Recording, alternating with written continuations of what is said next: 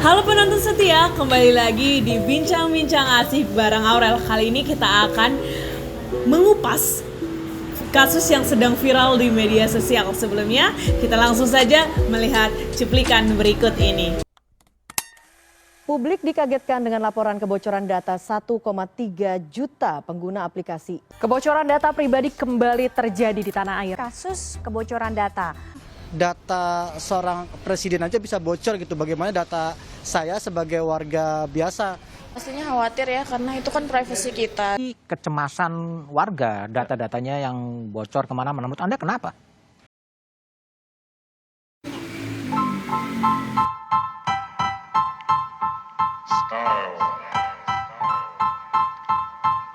Style is the answer to everything. Fresh approach a dull or dangerous thing.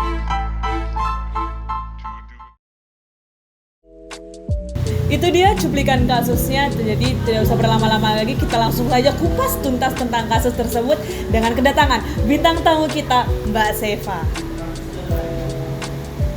Nah, kita udah kedatangan bintang tamu kita nih ya. Jadi kita akan mengupas tuntas langsung nih mohon maaf nih, bersama korbannya. Terima kasih Mbak Seva sudah hadir dalam podcast kami untuk mengupas tuntas kasus dari Mbak Seva itu sendiri. Sebelumnya mungkin Mbak Seva bisa perkenalan diri dulu. Perkenalkan Mbak, nama saya Seva Natanya Damanik. Mbak bisa panggil saya Seva, saya asal dari Yogyakarta. Oke, ternyata Mbak Seva ini dari Yogyakarta ya, penonton setia.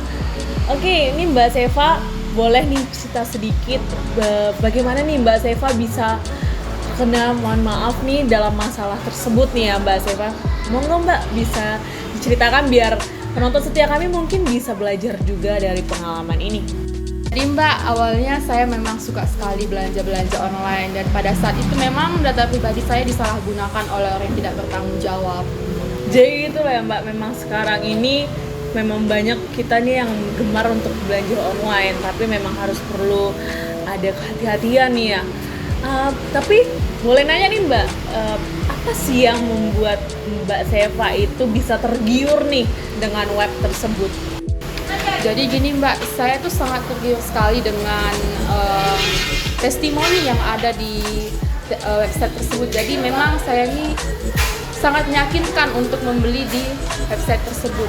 Jadi ada beberapa testimoni yang membuat Mbak Seva ini yakin ya terhadap website ini, sehingga yakin juga nih untuk bisa membeli dalam website ini.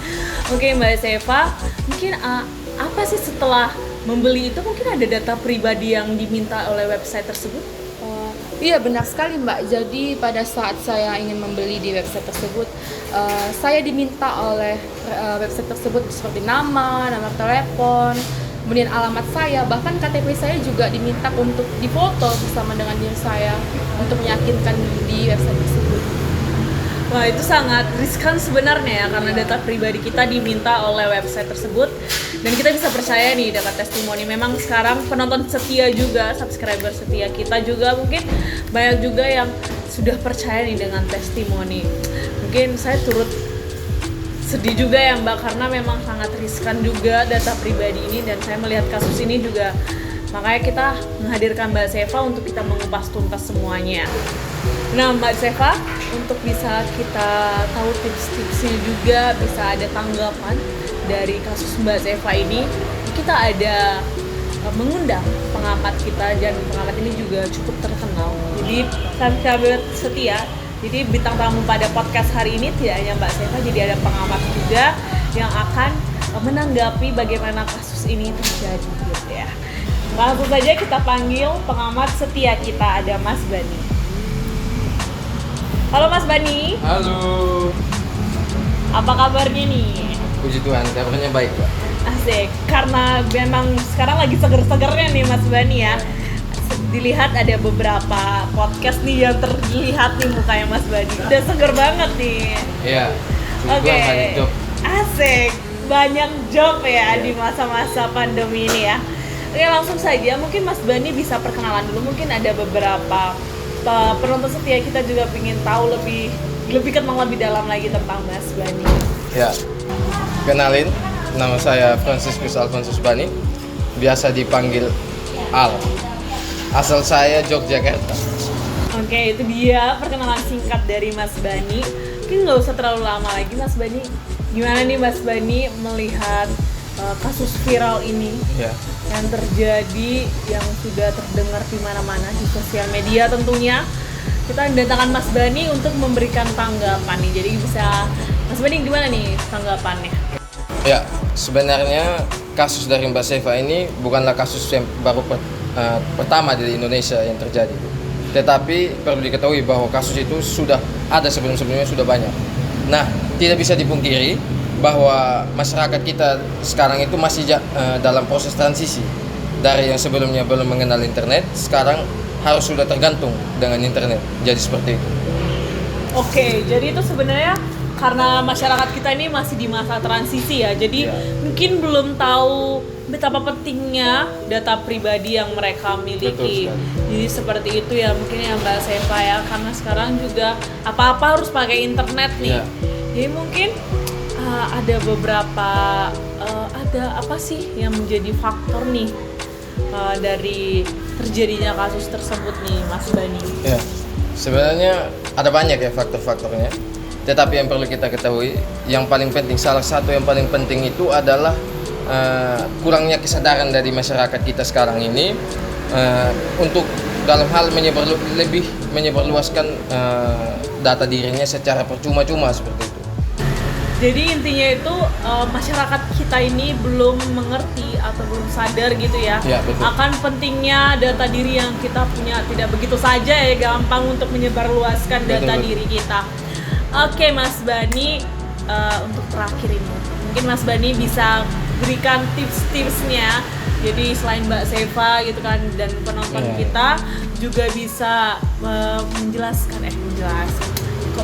ya, maksudnya bisa memahami nih apa sih tipsnya sehingga kasus-kasus tersebut bisa turun angkanya gitu Mas Bani. Silakan Mas Bani.